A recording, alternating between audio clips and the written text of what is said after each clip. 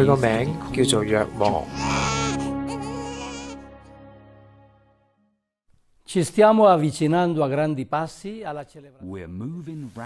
我哋越嚟越接近鮑思高神父誕辰200週年嘅慶典，呢個係一個需要我哋做好準備同埋加強我哋神恩身份嘅聖事。我哋嘅任務係要明白、重新解釋同埋保存我哋會組嘅洞察力、佢嘅牧民抉擇同埋活動。鮑思高神父嘅實際處事才能、教育嘅天賦同埋靈修，肯定係標榜佢形象嘅3大特徵。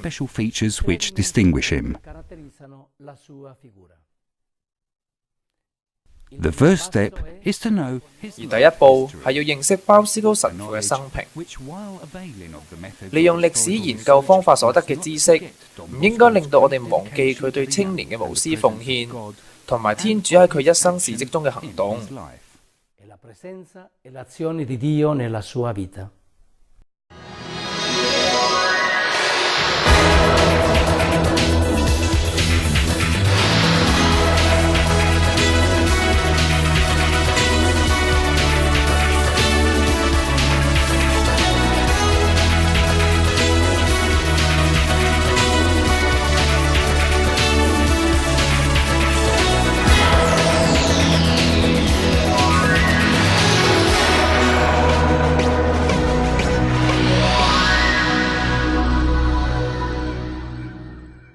總會長查韋斯神父給予持有大家庭各組別2012年嘅贈言，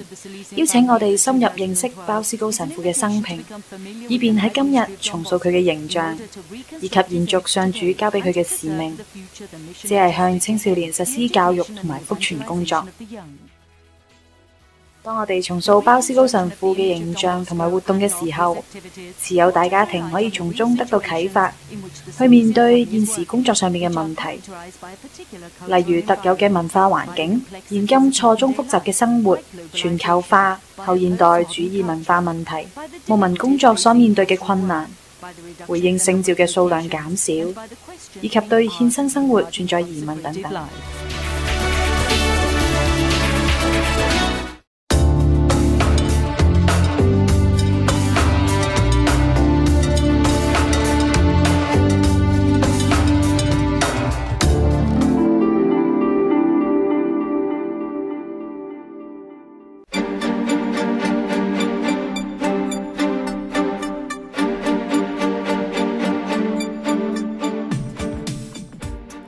鮑思高神父無論喺教會或者社會上面，都係一位重要嘅人物。三言兩語並不足以描述佢複雜多樣嘅個性。以往人們不時以熱切嘅誇張手法描寫佢，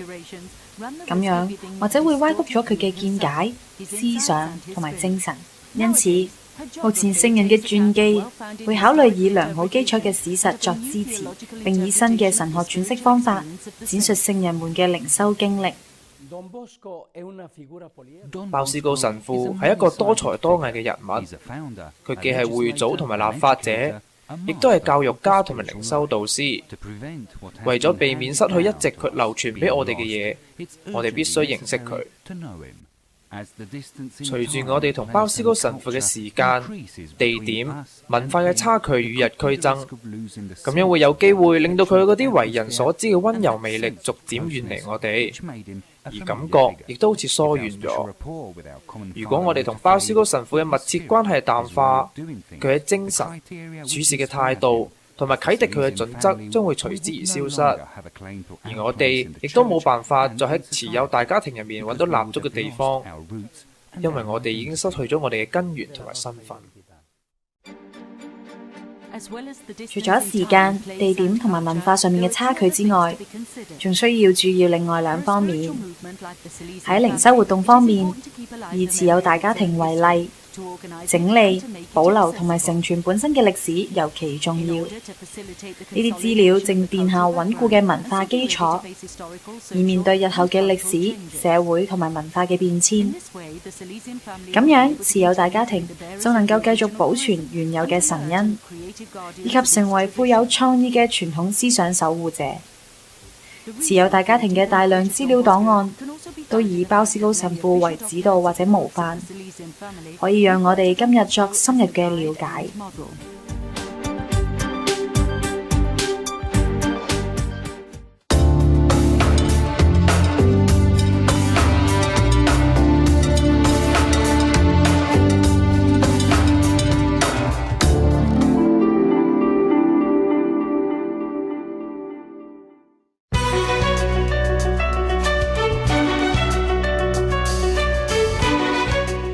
鮑思高神父嘅歷史需要以勇氣同埋真誠去整理同埋詮釋。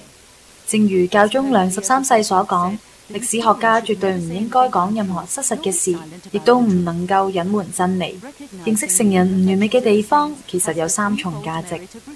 一係尊重歷史嘅準確性；二係強調天主嘅絕對性；三係展示聖人亦都有人類共同嘅脆弱本質。與此同時，我哋應該超越趣聞軼事，將真實嘅鮑思高神父帶到當今嘅21世紀。當人們對現今嘅事存疑，並喺過去尋找答案嘅時候，呢一個係一個協助慈幼會神恩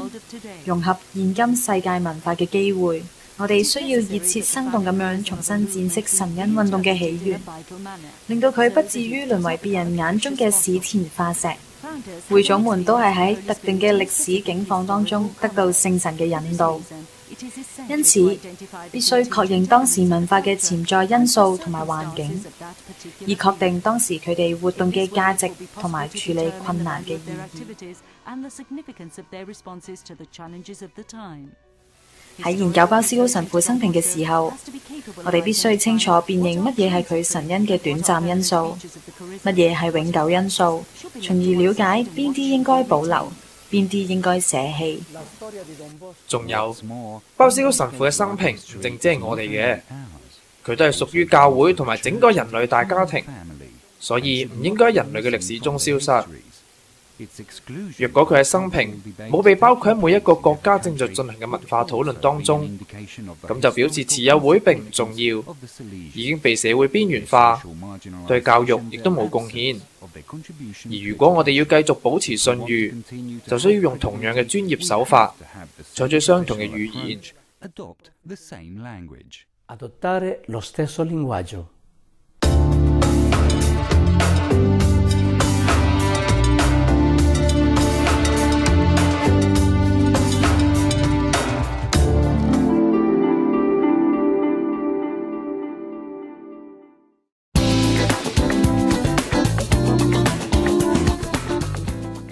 慈幼會喺史料編寫上邊有顯著嘅進步。自從第一本審慎詳述鮑思高神父生平嘅傳記出版之後，接踵而嚟嘅係各種從神學角度啟發，連同生活軼事同埋奇蹟異事等組合而成嘅讚頌式傳記。自20世紀中期之後，人們對過去聖人傳記嘅文學作品已經感到有啲不安，其中亦都包括慈幼會士。70年代嘅文化氣氛，促使慈幼會士通過假設、原則、方針以及歷史學家嘅研究方法，去加強對鮑思高神父遺產嘅認識。今日要正確咁解釋慈幼會歷史，要進行3種分析。先係語言學嘅分析，鮑思高神父一啲已經發表或者未發表嘅作品，有助於研究慈幼會嘅歷史。羅馬慈幼宗座大學嘅鮑思高研究中心同埋慈幼會歷史學院正喺度進行有價值嘅研究，透過一啲專業制定嘅刊物，令到眾人都能夠閱讀到由鮑思高神父所寫為數幾千頁嘅稿件。其次係歷史批判嘅分析，考慮到資料來源嘅內容，並同當時嘅文化同教會嘅邊啲範疇有關。最後都係最重要嘅部分，就係生活同埋當代嘅分析。佢讓我哋可以重新表達、思考同埋陳述呢啲資料來源嘅內容。正因為我哋用適當嘅歷史探討方式去研究鮑思高神父，扎根咗喺當時生活嘅環境當中，先能夠使我哋更加了解到佢嘅偉大，就係佢嘅實際處事才能，同埋佢作為教育家同埋靈修導師嘅恩寵。呢個並唔係否定持有會士同埋持有大家庭各成員所一直尊重嘅鮑思高神父形象，但係今日我哋需要嘅係一個現代化嘅鮑思高神父形象，能夠以新嘅語言同當今嘅世界說話。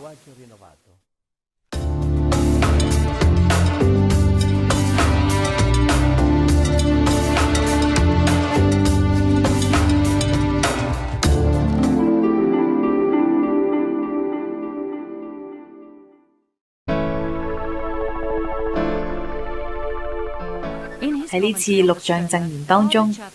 總會長查韋斯神父指出同埋分析以下鮑思高神父嘅經歷同埋佢嘅抉擇，佢工作嘅發展同埋佢點樣認清工作嘅對象，佢所指被遺棄嘅青年係咩意思，佢點樣回應青年人嘅需求，佢點樣靈活咁樣回應呢啲需求，佢堅持神貧生活同埋努力不懈嘅工作。從歷史角度檢視呢啲因素之後，我哋就能夠忠實咁樣重塑鮑思高神父嘅形象，而唔再係反覆敘述佢嘅事蹟。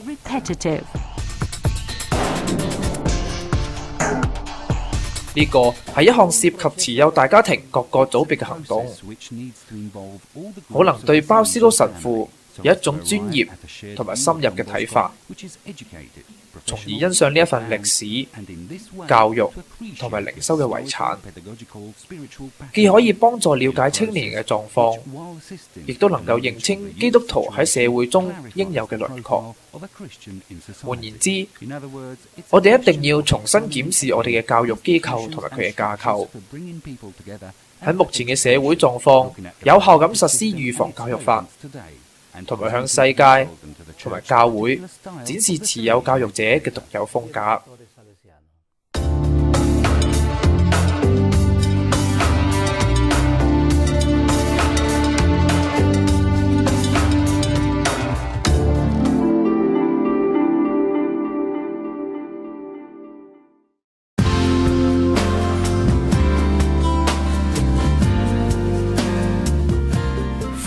按照鮑思高神父留低嘅傳統，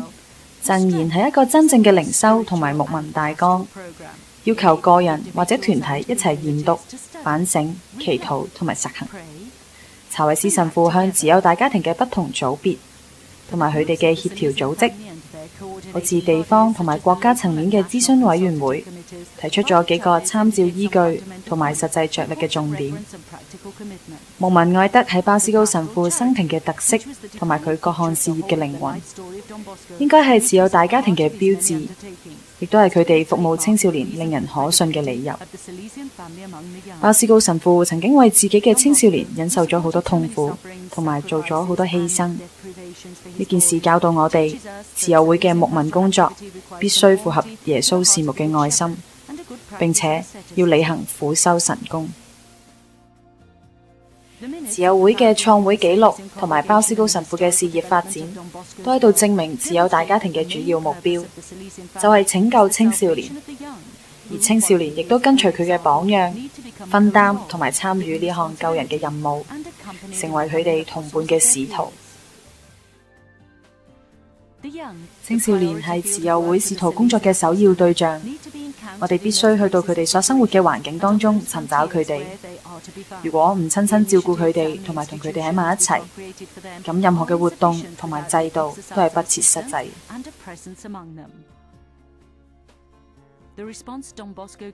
鮑思高神父當時點樣回應年青人嘅需求，正係持有大家庭喺面對唔同聲音、道德相對主義、錯誤意識形態同埋消費主義等破壞事物同埋經驗嘅價值時，需要留意嘅。鮑思高神父嘅處理手法，應引導持有大家庭去聆聽青少年嘅呼聲，回應佢哋內心最迫切、最實際嘅需求。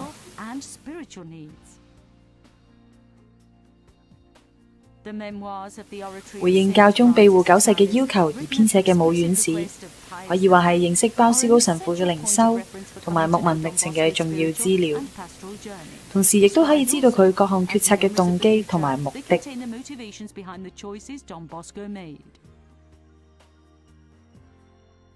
我而家邀請持有大家庭嘅每個團體，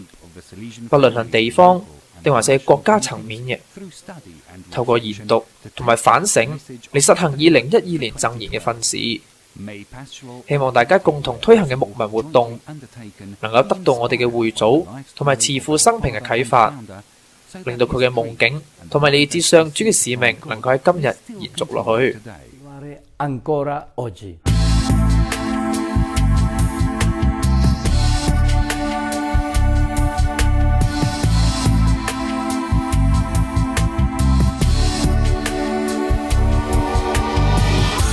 鮑斯高神父給予我哋一個簡單而且能夠預示佢精神同埋使命嘅指標，就係佢嘅9歲期目。喺呢個期目入面，已經清楚指出咗天主所交俾佢嘅工作對象就係青少年。佢嘅使徒工作目標就係透過教育令到青少年長大成人。喺夢入面仲提供咗一個有效嘅教育方法，就係預防教育法。夢入面亦展示咗鮑斯高神父同埋我哋嘅全部工作背景，就係熱愛青少年嘅天主嘅奇妙計劃。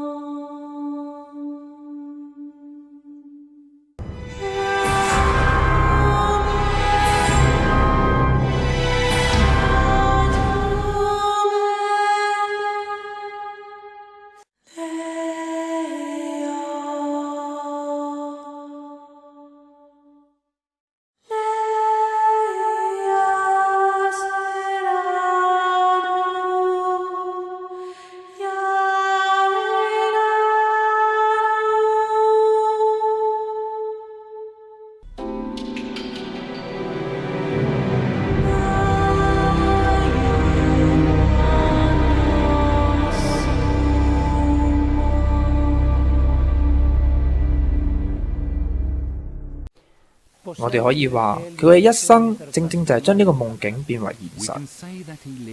而我哋嘅使命就係履行鮑斯高神父所做嘅事，將青少年作為我哋生命嘅目標同埋動機，為佢哋耗盡我哋所有嘅精力，直至最後嘅一口氣。鮑斯高神父永遠唔會令佢嘅孩子們失望，而為咗令大家明白呢一點，我喺呢度講一個小故事。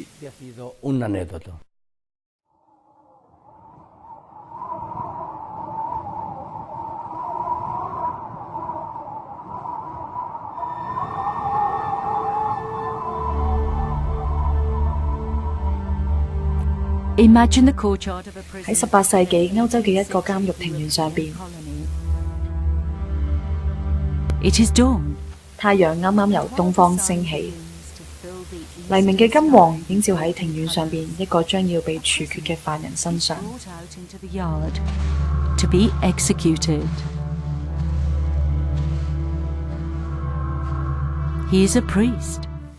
佢係一位神父，因為反對殘酷對待當地土著而被判死刑。佢企喺牆前邊，凝視住將要對佢開火嘅軍隊，佢嘅同胞。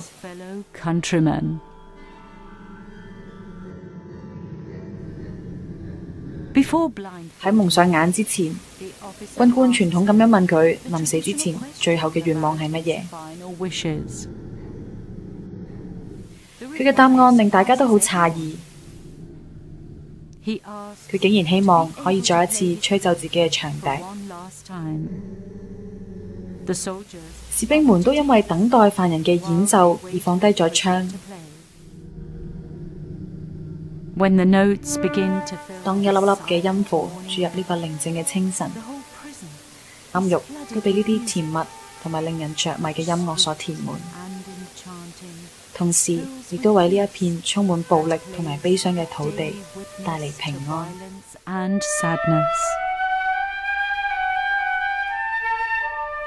長官突然間躊躇起嚟，因為音樂演奏嘅時間越長，彷彿反映佢哋嘅所作所為更加荒謬。因為咁，佢命令士兵開火。神父當場倒地，失去咗佢嘅生命。但係意外嘅，呢啲旋律仲喺佢哋嘅生命當中緩緩咁樣飄蕩，就係呢一種面對死亡仍然毫不畏懼嘅旋律。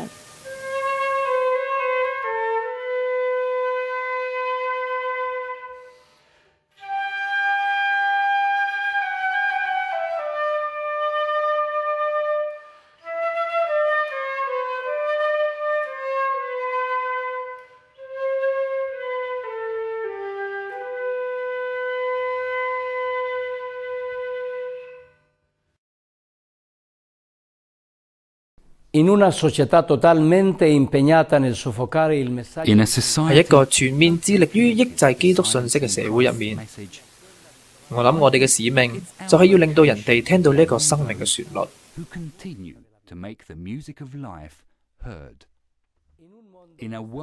現今嘅世界正千方百計咁阻止青年聆聽同埋追尋基督嘅邀請。呢個係我哋嘅恩賜，可以同鮑斯高神父結緣，被邀請去彈奏呢一個動人心弦嘅旋律，為超性嘅事作見證，實施精神嘅輔導，引導青少年向符合佢哋尊嚴同埋真正嘅意願方向邁進。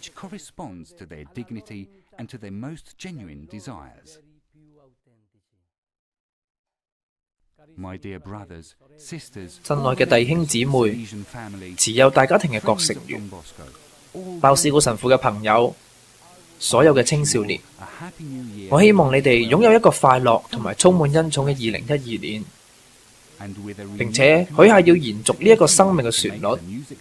為青少年嘅生命增添意義，協助佢哋揾到喜樂嘅泉源。